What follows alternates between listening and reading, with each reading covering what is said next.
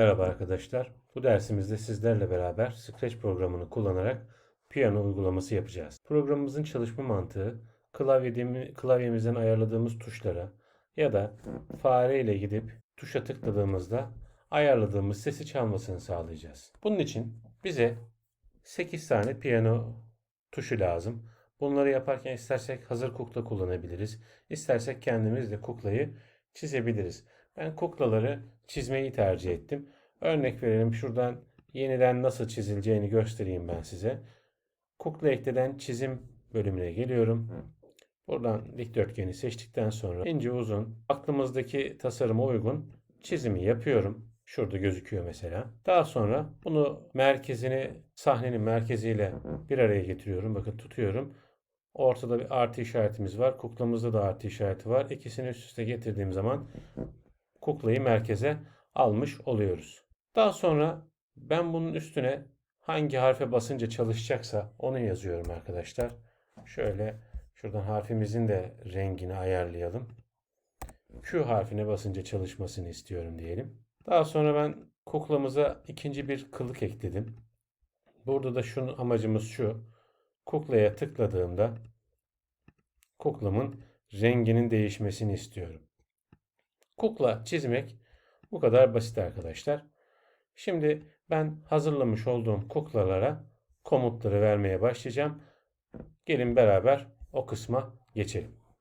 Şimdi arkadaşlar klavyemizden ya da fare ile gidip tıklayacağımız için bize iki tane başlatma komutu lazım. Nedir bunlar? Olaylar menüsündeki tuşuna basılınca komutu, bir de bu kukla tıklandığında komut. Şimdi kodlarımızı A tuşu için yaptığımız için boşluk tuşu yazan yeri A tuşuyla değiştiriyoruz. A tuşuna basılınca ve bu kukla tıklanınca programımızın çalışmasını istiyorum. Şimdi Scratch programını ilk açtığınızda sol taraftaki kod blokları bloklarıma kadar bulunuyor arkadaşlar. Piyano gibi diğer eklentileri eklemek istediğiniz zaman sol alt köşede bulunan eklenti ekleye tıklayarak buradan Scratch programı içindeki diğer kod blokları kütüphanesine ulaşabiliyoruz. Buradan müziği ekledikten sonra müzik menüsünün içine giriyorum.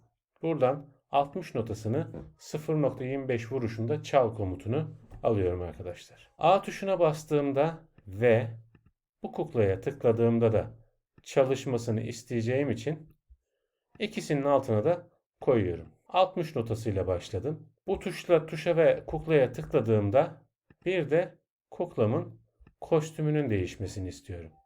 İkisine de sonraki kostüm komutunu ekliyorum arkadaşlar. A harfi için kodlarımızı bitirdik. Aynı şekilde S harfi için de yapıyorum. Tıklandığında buradan S harfini buluyorum. S harfine tıklandığında müzikler menüsüne geliyorum. Notamı alıyorum. Bu sefer 62. notayı kullanalım. Kopyasını çıkarıyorum. Diğerinin altına da koydum. Sonraki kostüm komutunu alıyorum ikisi için de. Aynı şekilde D piyano tuşuna geçiyorum. Aynı mantıkla devam ediyoruz arkadaşlar. Buradan harfi ayarlamayı unutmayalım. D tuşu. Onu da koydum. 62'yi kullanmıştım. Bunda da 64'ü kullanayım. Yine sonraki kostüm. Bunları bu şekilde her seferinde ayrı ayrı yapmak zor geliyorsa arkadaşlar şu şekilde yapabilirsiniz. Kuklayı tuttunuz, kod bloğunu tuttunuz.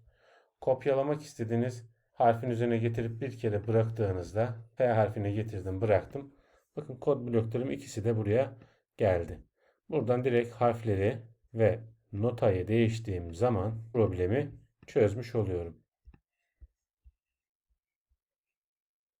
G'ye bırakıyorum. G'ye geldiğimde de yine kodlarımız burada. Harfimi ayarlıyorum. Notamı ayarlıyorum. Buradan da yine bu sefer H harfine kopyalıyorum. H piyano tuşuna daha doğrusu. Piyano uygulamasını yapmak arkadaşlar bu kadar kolay başlangıç seviyesinde.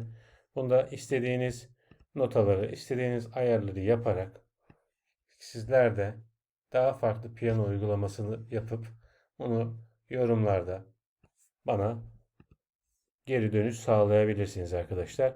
Takıldığınız yerde beraber de yaparız. Buradan harfi de değişmeyi unutmayalım arkadaşlar. Geldik piyanomuzun son harfine. Kodlarımı kopyalıyorum. K harfine tıklanınca 72'yi çalsın. Önce klavyeden tuşlara basıyorum.